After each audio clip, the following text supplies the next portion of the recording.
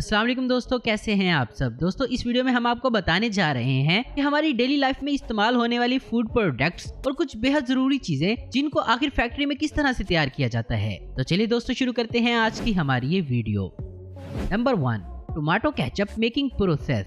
दोस्तों केचप आजकल हर fast food में इस्तेमाल किए जाने वाली चीज है। इसके बिना फास्ट फूड इंडस्ट्री अधूरी है। तो चलिए जानते हैं कि इसको आखिर फैक्ट्रियों में बनाया कैसे जाता है। टोमेटो केचप बनाने के लिए सबसे पहले खेतों में बड़े लेवल पर टमाटर की फसल लगाई जाती है और फल लग जाने के बाद इसके लिए बड़ी बड़ी हार्वेस्टिंग मशीनों का इस्तेमाल किया जाता है। ये ऑटोमेटिक मशीनें पौधों को डायरेक्ट ही जमीन से काट कर इन्हें कन्वेयर बेल्ट की मदद के साथ साथ कंटेनर में डाल दी जाती हैं और यहाँ टमाटर को अलग कर लिया जाता है और वेस्टेज को अलग। जब ये मशीन टमाटर के पूरे पौधे को काटती है तो उसमें कच्चे और पके सभी टमाटर आ जाते हैं और फिर एक ऑटोमेटिक स्कैनर की मदद से ये हरे वाले टमाटर अलग कर लिए जाते हैं और पके हुए लाल टमाटर अलग।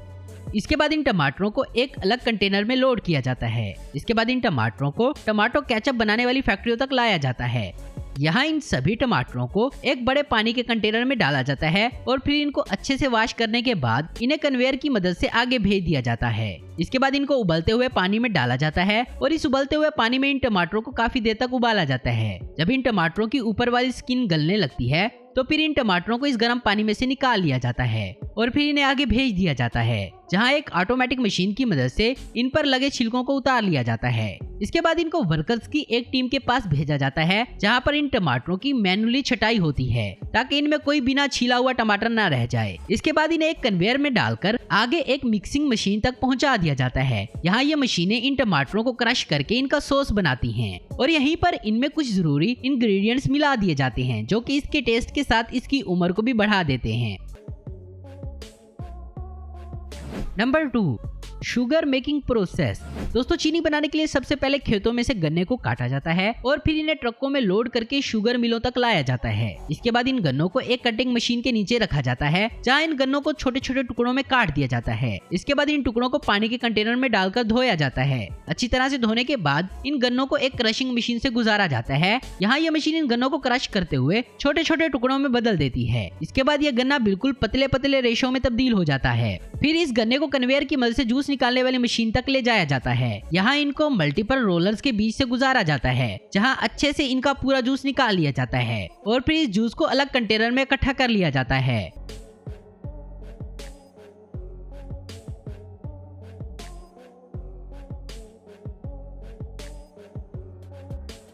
फिर इस गन्ने के जूस में सल्फर डाइऑक्साइड मिलाया जाता है। इस केमिकल की मदद से चीनी के दाने क्रिस्टल की फॉर्म में आते हैं। इसके बाद इसमें लाइम पाउडर मिलाया जाता है। लाइम पाउडर मिलाने के बाद इस जूस को कुछ घंटों के लिए यूं ही छोड़ दिया जाता है। ये लाइम पाउडर गन्ने के जूस में मौजूद इम्प्योरिटीज को कंटेनर की निचली सतह पर बिठा देता है। फिर ऊपर बचे इस खालिश जूस को आगे इवापोरेटर में भेजा जाता है, जहाँ इसे काफी हाई टेम्परेचर पर गर्म किया जाता है, जिससे इसका पानी इवापोराइज हो जाता है और इसमें सिर्फ शुगर का प्योर सिरप बचता है। आहिस्ता आहिस्ता ये सिरप गाढ़ा होते जाता है और इसमें चीनी के क्राइस्टल बनने लगते हैं। इसके बाद इस सिरप को स्टीम से गर्म किया जाता है, जिससे इसका बचा कुचा मॉइस्चर हट जाता है और ये चीनी के क्रिस्टल इस कंटेनर की दीवार पर चिपक जाते हैं। फिर इन चीनी के दानों को पानी के प्रेशर की मदद से वॉश किया जाता है। इसके बाद चीनी पूरी तरह से तैयार हो जाती है।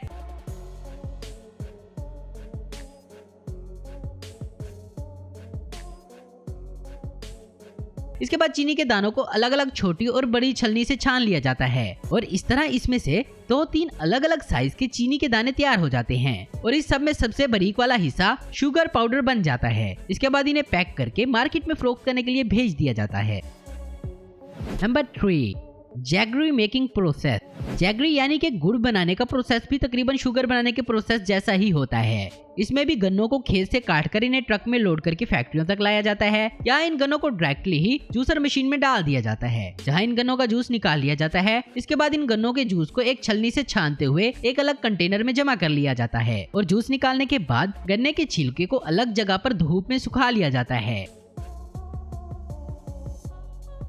और फिर इस गन्ने को जूस के एक बड़े कंटेनर में ले जाया जाता है, जहां इसे आग के ऊपर पकाया जाता है। आपको बता दें कि इस गन्ने को पकाने में जो ईंधन लगता है उसमें इसी गन्ने के छिलके को सूखने के बाद जलाकर इस्तेमाल किया जाता है। जब ये गन्ने का रस उबलने लगता है तो इसके ऊपर की तरफ इम्प्योरिटीज जमा होने लगती हैं। इस गंदगी को कुछ वर्कर्स की मदद से बड़े बड़े चम्मच के जरिए अलग कर लिया जाता है। यह प्रोसेस कई घंटों तक किया जाता है। ऐसा करते हुए गन्ने का रस गाढ़ा होता चला जाता है और फिर इसमें थोड़ा सा बेकिंग सोडा मिलाया जाता है बेकिंग सोडा के साथ इसको पकाने से ये मजीद गाढ़ा होता चला जाता है। काफी देर पकाने के बाद फिर इसे कुछ देर के लिए यूं ही ठंडा होने के लिए छोड़ दिया जाता है। इसके बाद ये गुड़ बनकर तैयार हो जाता है। इसके बाद इसको एक अलग कंटेनर में ले जाया जाता है। इसके बाद इस लिक्विड को अलग अलग साइज के सांचों में भर लिया जाता है। इस तरह से इस सारे गुड़ को इन छोटे छोटे बर्तनों में जमा कर लिया जाता है और फिर इन बर्तनों को गुड़ को ठंडा होने के बाद अलग कर लिया जाता है, जिसके बाद ये गुड़ मार्केट में बिकने के लिए बिल्कुल तैयार हो जाता है।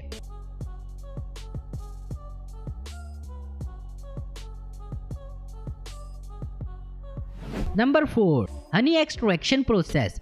दोस्तों, शहद बनाने के लिए सबसे पहले सही जगह का इंतखाब किया जाता है। ये जगह फलों या फसलों के आसपास होती है। यहाँ सबसे पहले शहद के कई सारे बॉक्सेस को रख दिया जाता है। इन बॉक्सेस के अंदर कई सारे शहद की मक्खियों के आर्टिफिशियल छत्ते होते हैं और फिर इन खाली छत्तों में पालतू शहद की मक्खियों को छोड़ दिया जाता है। ये मक्खियाँ आसपास के फूलों से रस को लेकर इनमें इकट्ठा करती जाती हैं। कुछ दिनों बाद शहद की मक्खियों के इस बॉक्स को खोलकर चेक किया जाता है। जब इनमें शहद अच्छे से भर जाता है तो फिर इन छत्तों को इन बॉक्सेस में से एक एक करके निकाल लिया जाता है और इस पर से शहद की मक्खियों को हटाया जाता है। इसके बाद इन छत्तों को डायरेक्टली ही शहद निकालने वाली जगह पर ले जाया जाता है। यहाँ सबसे पहले इन छत्तों को एक मशीन के ऊपर रखा जाता है और यहाँ इन छत्तों के ऊपर वाले ढक्कन को हटा दिया जाता है ताकि शहद को इनमें से निकालना आसान हो जाए। इसके बाद इन सभी छत्तों को एक एक्सट्रैक्टिंग मशीन में डाला जाता है। ये एक रोटेटिंग मशीन होती है जिसके अंदर इन छत्तों को डालकर गोल गोल घुमाया जाता है। इस तरह से इन छत्तों को घुमाने से इनमें मौजूद शहद इसमें से निकलने लगता है। शहद निकालने के बाद जब ये छत्ते खाली हो जाते हैं तो इन्हें हटाकर इनकी जगह वापस से